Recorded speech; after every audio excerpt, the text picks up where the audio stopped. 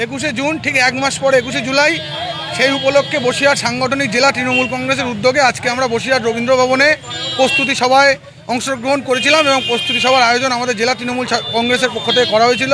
ঠিক তার পরবর্তীতেই আমরা জেলা তৃণমূল ছাত্র পরিষদের পক্ষ থেকে আজকে দেয়াল লিখনের মাধ্যমে আমরা আসন্ন 21শে জুলাই যে প্রস্তুতি পর্ব তার শুভ সূচনা ঘটালাম এবং বসিরহাট জেলা তৃণমূল ছাত্র পরিষদের কর্মীরা প্রত্যেক ব্লকে টাউনে দেয়াল লিখবে, ব্যানার পোস্টারিং করবে। তার শুভ সূচনা আমরা প্রস্তুতি সভা সেরে তার পরপরই আমাদের জেলার সভাপতি সম্মানীয় বুরহানুল মুকাদ্দিম লিটন দা, জেলার চেয়ারম্যান মাননীয় সরোজ বন্দ্যোপাধ্যায় এবং জেলার বিধায়কদের সহকারে, জেলা যুব সভাপতি শ্রমিক রায় অধিকারীর সহযোগিতায়, জেলা আত্মীয় মেম্বার সুরজিৎ মিত্র বাদলদার সঙ্গে সবাই মিলে আমরা একত্রিত হয়ে জেলা ছাত্রের সকলে মিলে সহসভাপতি থেকে জেলার প্রত্যেক ব্লকের সভাপতি, ব্লক টাউনের ছাত্রের সভাপতি সবাই একত্রিত হয়ে দেয়াল লিখনের মাধ্যমে আজকে আমরা ধর্মতলার যে 21শে জুলাই আমাদের রক্তক্ষয়ী যে আন্দোলন শহীদ স্মরণের দিন তাকে স্মরণে রাখার জন্য আজকে থেকে প্রচার পর্ব শুরু করলাম।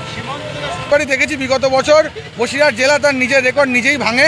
আগের বছরেও দেখেছেন আপনারা যে বসিরহাট জেলা থেকে প্রচুর সংখ্যক ছাত্র ছাত্রী, কিষাণ, মানুষ মানে সকল স্তরের মানুষ তারা এই 21শে জুলাইকে সামনে রেখে কলকাতার রাজপথে মমতা বন্দ্যোপাধ্যায়ের ডাকে উপস্থিত হয়। তার ব্যতিক্রম এবছরও হবে না। প্রচুর সংখ্যক ছাত্রছাত্রী সহ প্রত্যেক সর্বস্তরের মানুষ এই 21শে জুলাইকে সামনে রেখে 21শে জুলাই ধর্মতলার রাজপথে সমবেত হবে। সেটা শুধুমাত্র সময়ের অপেক্ষা।